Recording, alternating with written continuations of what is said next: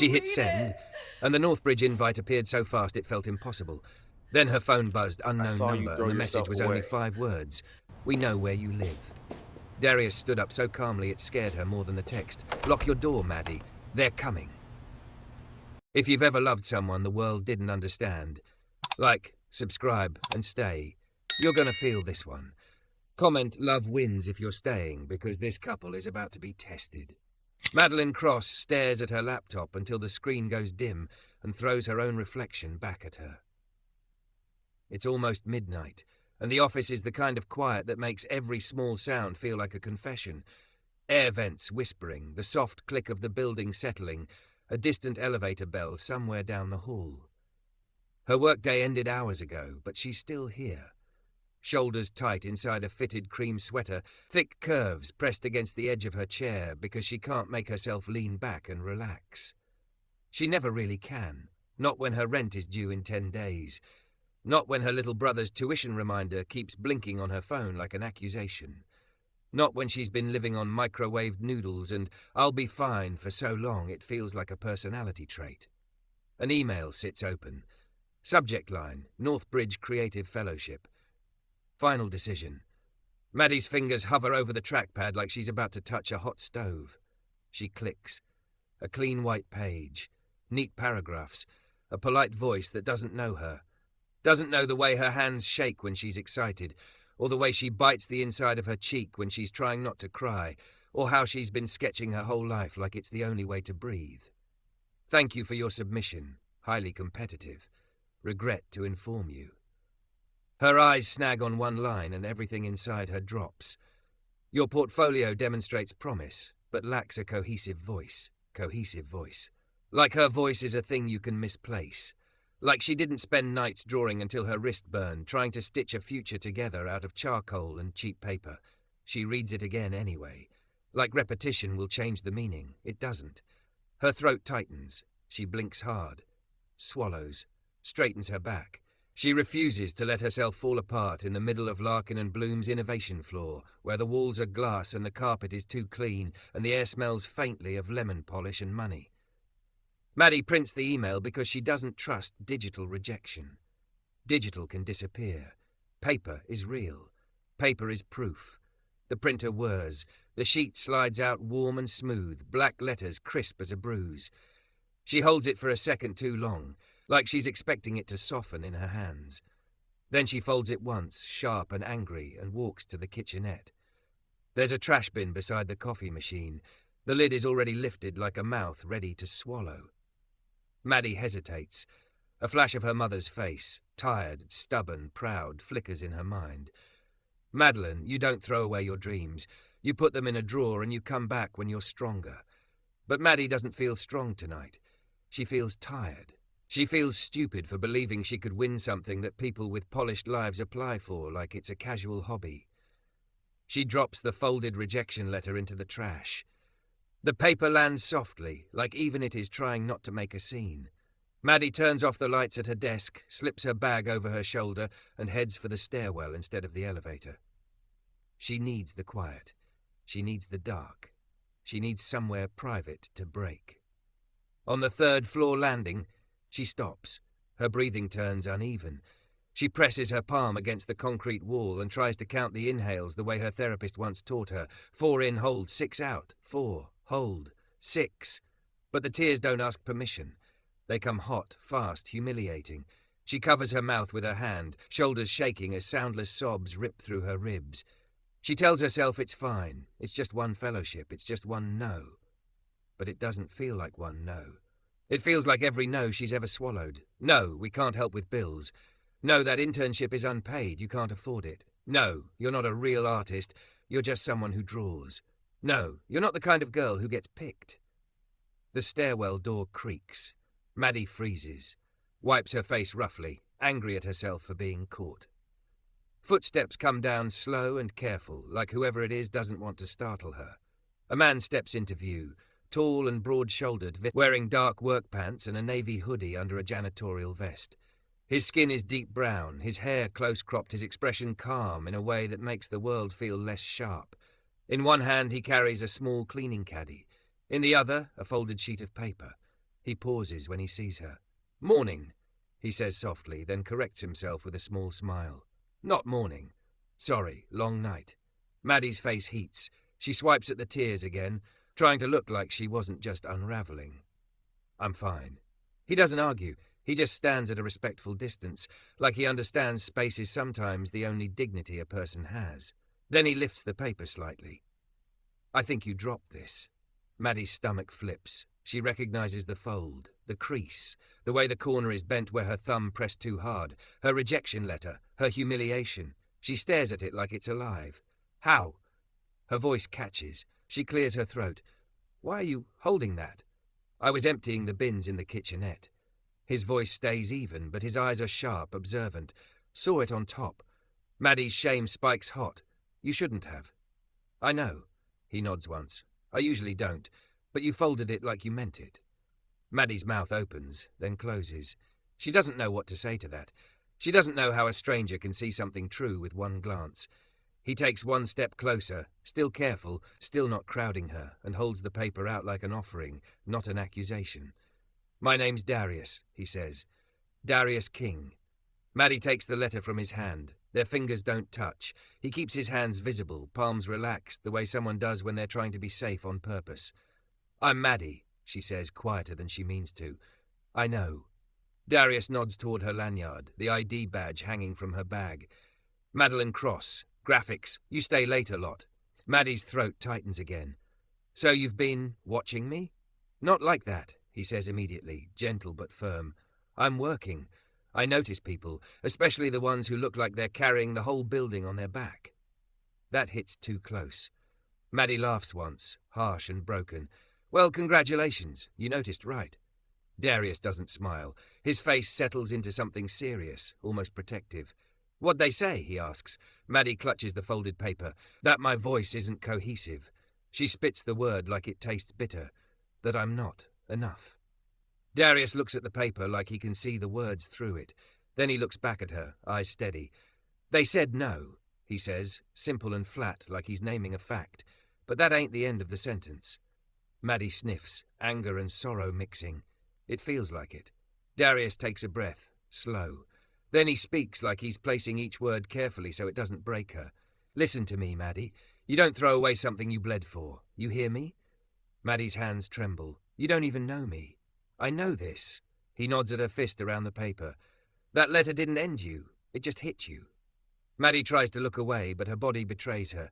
Tears spill again, quieter now, softer like exhaustion letting go. Darius tilts his head. "You got your portfolio saved?" "Yeah," she whispers. "On my laptop, on a drive, on 3 different places because I'm paranoid." "Good." His voice warms, approving. "Then we're not starting from zero." Maddie frowns, confused. "We?" Darius's gaze doesn't waver. In the fluorescent stairwell light, there's something steady in him, like a handrail, like a door that actually locks. "They said no," he repeats. Then he leans forward just slightly, lowering his voice the way you do when you're giving someone something fragile. "I'm saying try again, with me watching." Maddie's breath catches. Before she can ask what that means, before she can decide whether to laugh or cry, Darius reaches into his pocket and pulls out a small card. Not a cheap one. Thick paper. Clean print. He holds it out. Maddie stares at the name embossed on it and feels her heart stumble, because the card doesn't have Darius King's name on it. It has Northbridge Creative Fellowship at the top, and beneath it, a person's direct line. Maddie looks up at him, stunned. Darius's voice is quiet, but it lands like a door opening in a locked room. "You want to know why I picked that letter out the trash?" he says. "Because I know exactly who reads these applications, and I know what they missed." The card feels heavier than it should. Madeline stands in the stairwell with her rejection letter clenched in one hand and the Northbridge contact card in the other, like she's holding 2 different versions of her life, one that's already disappointed her and one that might still be willing to listen. She looks up at Darius King, eyes red, mascara smudged in the corner like a bruise she can't hide, and her voice comes out small. "Why do you have this?" Darius doesn't rush the answer. He shifts the cleaning caddy to his left hand, keeps his right open, relaxed, visible, like he's learned the world is easier to survive when you look non-threatening on purpose. I used to clean at Northbridge, he says, before I got moved to this building. Madeline blinks. So you know them? I know one person that matters, he says, and I know how these decisions get made. A laugh slips out of her, sharp and wet. Then why didn't that help you? Darius's eyes soften, but there's a flicker of something deeper behind them. An old bruise he doesn't show people often. Because I wasn't applying, he says simply. I was surviving. Madeline swallows. The stairwell suddenly feels too narrow, too bright, too honest. She rubs the heel of her palm under her eye, then straightens, forcing her spine to do the job her confidence won't. So what is this? She lifts the card. A pity thing? It's not pity, Darius cuts in, gentle but firm. And it's not a cheat code. He nods at the folded rejection letter in her fist. Let me see it. Madeline's first instinct is to hide it again.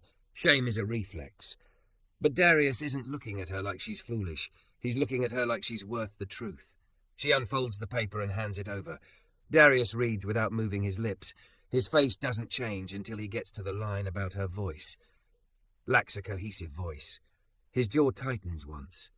Like he's biting down on something he's heard too many times. They always say that, he murmurs. Madeline's laugh breaks. Because it's true. Darius looks up. Because it's easy. She stares at him, confused. He folds the paper back along her crease, careful, hands it back like it's still hers, like he's not taking her pain away, just returning it in a way she can hold. When they don't know what box to put you in, they call it not cohesive, he says. It's the polite way to say, we didn't feel like paying attention. Madeline's throat tightens again. She hates how badly she wants to believe him.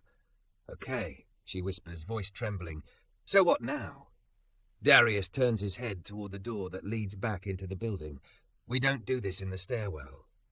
We? She repeats, but she's already following him because her body is tired of grieving alone. Darius leads her to a quiet corner of the break room on the 3rd floor. One of those forgotten spaces where the vending machine hums and the microwave smells like old popcorn and nobody important ever walks in. He wipes a small table with a paper towel, like he can't help making clean space for people. Sit, he says. Madeline sits, smoothing her sweater down over her hips out of habit. Her curves feel louder when she's upset, like her body exists too much, takes up too much, asks too much of the world. She hates that thought, hates that she still thinks it. Darius sits across from her, not too close, elbows on the table. He looks at her like he's about to hand her something valuable. You got your portfolio on you? He asks. It's on my laptop, she says, tapping her bag with a shaky finger. But it's a mess. Let it be a mess, he says. Mess is just work that hasn't been loved into shape yet. Madeline's eyes sting again. You talk like you've done this. Darius's gaze drops, then returns. I have. She waits. He doesn't offer more. Not yet. Madeline pulls out her laptop anyway. Her hands shake as she opens it, as if the screen might reject her next. The desktop appears, folders stacked like small secrets. She clicks the one labelled Northbridge and winces. Don't flinch, Darius says quietly. Madeline exhales. I'm not flinching. You are, he says, not accusing, just accurate. It's okay. But don't make yourself small. Not in front of me. Her throat tightens at the in front of me. It lands too intimate, too steady. She opens her portfolio. Images fill the screen. Illustrations, branding concepts, sketches, raw, emotional pieces mixed with polished work like someone trying to prove she belongs and also trying not to beg. Darius leans in slightly, careful not to crowd her. His eyes track the work slowly, like he's reading a language he respects. Minutes pass. Madeline watches his face, desperate for reaction, afraid of it. Finally he says, This is good. Madeline laughs once, humorless. Don't. I'm not lying, he says. You don't have to. I'm not rescuing you, he interrupts, calm but stronger now. I'm telling you the truth. There's a difference. Madeline's breath catches. Darius points to a piece near the top, a charcoal drawing of a woman sitting at a kitchen table, bills spread like broken wings. The woman's shoulders are tense, but her hands are still working. There's a softness in the shading that makes the scene feel almost sacred. This, he says, Madeline swallows, that was my mom. I know, Darius says simply. I can tell when somebody draws with a wound. Madeline looks away fast, blinking hard. So why did they say I don't have a voice? Darius scrolls through more pieces. Bright commercial designs, clean logos, then back to intimate sketches that feel like confession. Because you're trying to sound like what you think they want, he says, and then you're whispering who you really are. Madeline stares at him. I don't understand. He taps the screen gently. These pieces, the ones that hurt, are your voice. The clean stuff is skill. Skill gets you a job. Voice gets you remembered. Madeline's chest aches, but the clean stuff is what pays my bills. Darius nods like he's been there. I know. The way he says it makes her believe him. Madeline's voice cracks. I can't afford to be remembered. I need to survive. Darius's eyes hold hers. Survival is the reason you're allowed to try again, Maddie, not the reason you stop. She wipes a tear quickly, annoyed at herself. You make it sound easy.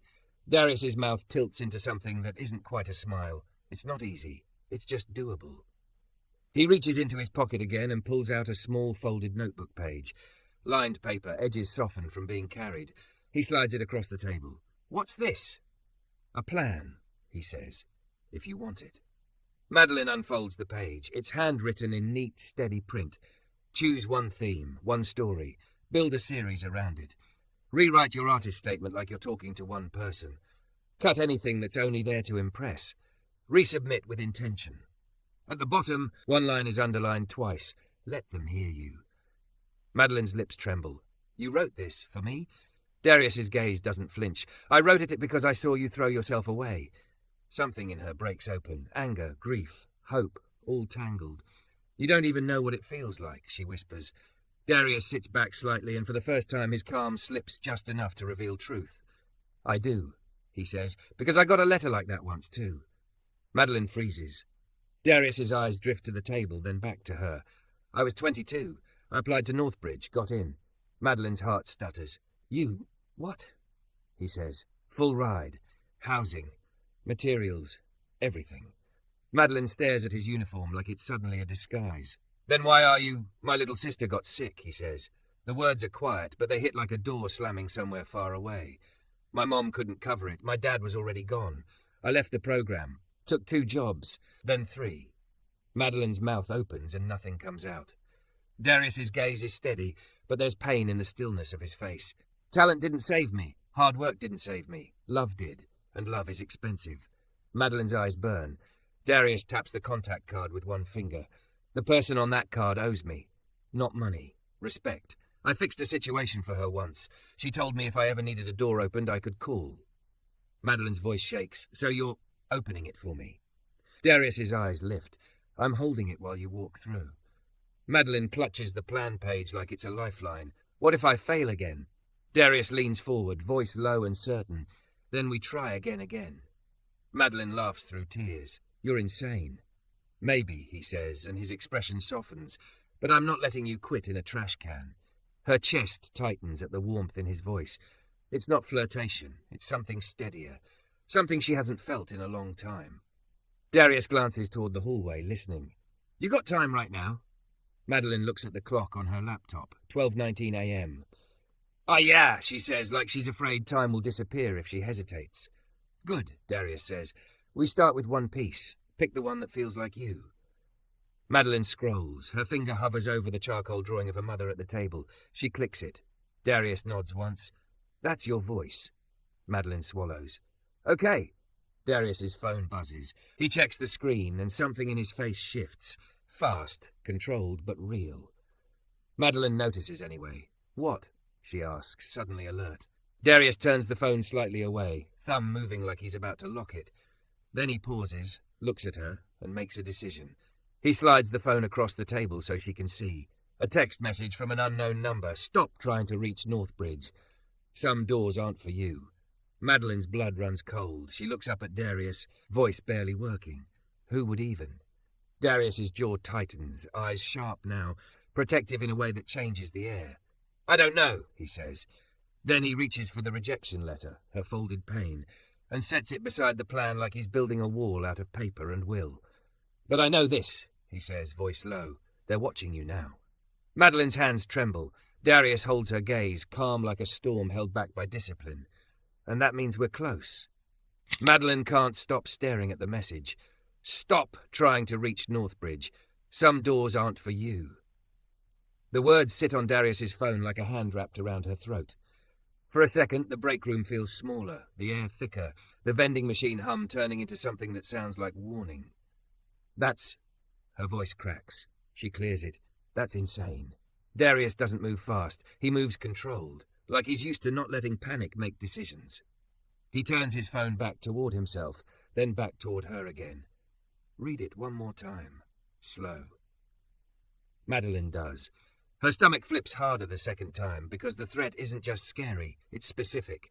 Someone knows what they're doing. Someone knows she's trying again. She presses her palm to her chest, like she can keep her heart from bolting. Do you think they're watching me? She whispers. Darius's gaze lifts to the hallway door. He listens, head tilted slightly, like he's measuring the building the way a mechanic listens to an engine. Maybe, he says, or maybe they're trying to make you believe they are. Madeline swallows. That doesn't make it better. It makes it manageable, he answers. First rule, we don't ignore it. She looks at him. What do we do? Darius slides his phone closer and taps the screen. He takes a screenshot, then another with the sender info. His thumb moves with practice, like he's done this for someone before. Second rule, he says, voice low. We document. Madeline nods, shaky. She reaches for her own phone and mirrors what he does. Photo, screenshot, timestamp. Her hands tremble so hard she almost drops it. Darius doesn't touch her. He doesn't grab the phone from her. He just speaks steady into the space between them, like a handrail in the dark. Breathe with me, he says. 4 in. Hold. 6 out. Madeline tries. 4. Hold. 6. Her ribs still ache, but the worst of the dizziness eases. What if they tell my boss, she blurts. What if they, I don't know, ruin me? Darius's jaw tightens, not from fear, more like anger with manners. They don't get to ruin you, he says. Not for trying. Madeline laughs once, brittle. That's a nice thing to say. It's not nice, he replies. It's true. He stands, the chair legs scrape softly. He picks up his caddy and keeps his hands visible, calm. Pack your laptop. Where are we going? We're going to make sure you get home safe, he says, and then we start again in the morning. Madeline blinks. You don't even know where I live. Darius's eyes meet hers. Then you'll tell me the cross street, and I'll walk you to the door like a decent man would. The warmth of that, simple, not flirtatious, not hungry, hits her in a place she forgot could still feel cared for. She closes her laptop, slides it into her bag, and stands. Her body feels heavy, but her spine holds. They step into the hallway together. The office floor is dim, most lights off, glass walls reflecting their silhouettes. Madeline becomes sharply aware of how she looks in the quiet, curvy hips, soft fullness at her chest and waist, hair slipping loose from her clip, face washed raw from crying. She spent years trying to be taken seriously first and seen second. Tonight, she feels both. Darius walks beside her, not in front, not behind, beside. Like he's saying without words, we're in this together. When they pass the kitchenette, Madeline's eyes flick to the trash bin. She flinches. Darius notices. He doesn't tease. He just says, not there. Madeline looks at him. Your dream doesn't live in a trash can, he adds quietly. Not while I'm standing. They take the stairwell down to the lobby. Security is half asleep behind the desk, a man in a blazer with tired eyes and a coffee cup. Darius doesn't make a big deal. He slides the screenshot across the counter like paperwork. Someone sent this, he says. We're logging it. The security guard's face sharpens. He takes the phone, studies it, nods once. I'll file it. You want HR involved? Madeline's instinct is to say no, to shrink, to avoid. But the memory of that line, some doors aren't for you, lights a small, furious flame inside her. Yes, she says. Her voice shakes, but she holds it. HR. Darius glances at her, and the look in his eyes is not surprise. It's approval. Outside, the night air is cold enough to bite. Madeline wraps her arms around herself. Darius shrugs off his hoodie and offers it without stepping into her space. She hesitates. It's just warmth, he says, no strings. Madeline takes it, pulls it on. It smells faintly of clean soap and lemon polish and something steady. They walk 2 blocks to the train. Darius stays quiet unless she speaks. When she does, he answers like every word matters. At her stop, he walks her to the building entrance. He watches her unlock the door. He doesn't push inside, doesn't lean, doesn't act like he's earned anything from being decent.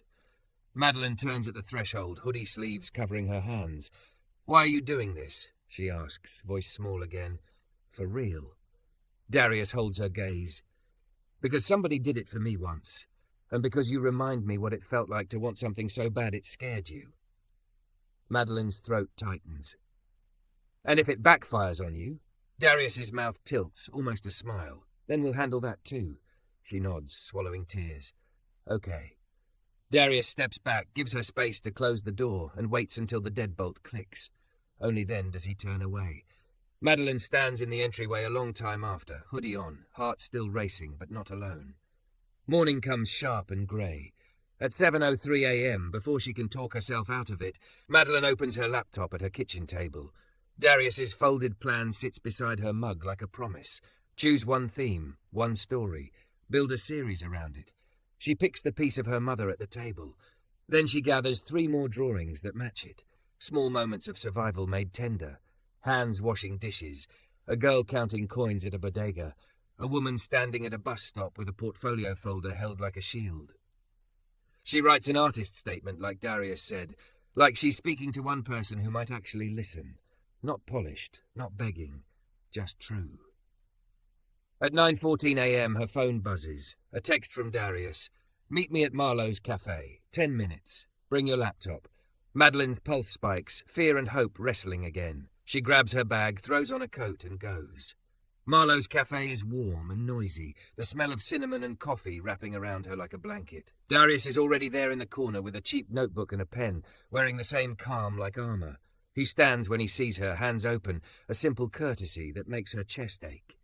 You ready? He asks. Madeline sits, breathes, nods. I'm terrified. Good, Darius says. That means it matters. He slides his phone across the table. The Northbridge contact card is on the screen, now saved as a contact name.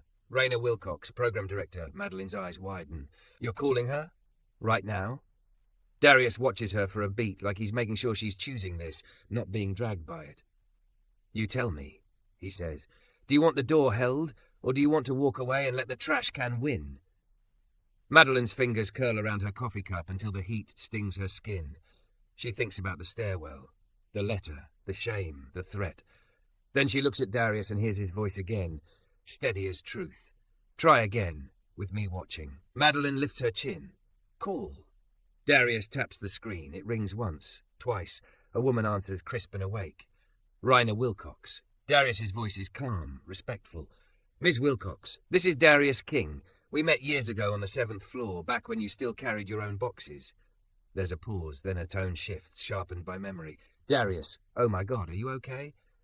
I'm fine, he says, but I'm calling because you told me if I ever needed a door opened, I could call. Another pause, softer now. What do you need? Darius glances at Madeline like he's handing her the moment. Madeline's heart pounds so hard she feels it in her throat. She leans forward, voice trembling, but not shrinking. My name is Madeline Cross, she says. I applied to Northbridge. I got rejected, but I'm not asking you to change the rules. I'm asking you to see me clearly. Silence. Madeline holds her breath. Then on speaker, Raina's voice comes slower. Send me your updated portfolio.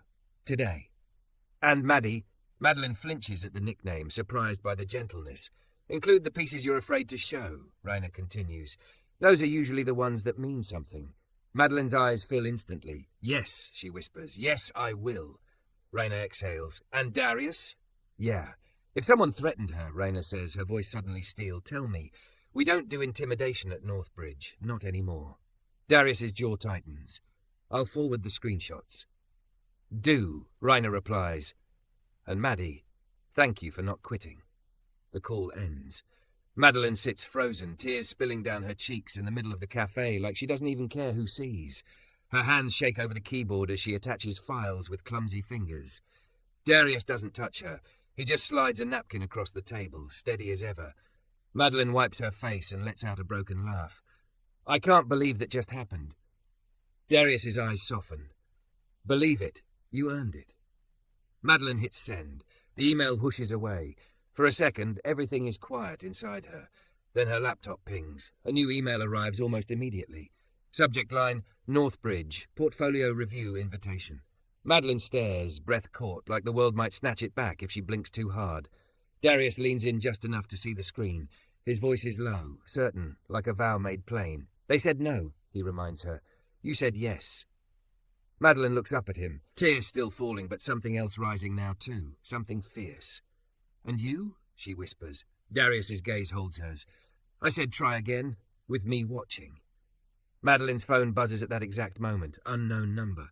Her blood runs cold as she flips it over, but this time she doesn't flinch away, because Darius is right there, and she's not in the trash anymore.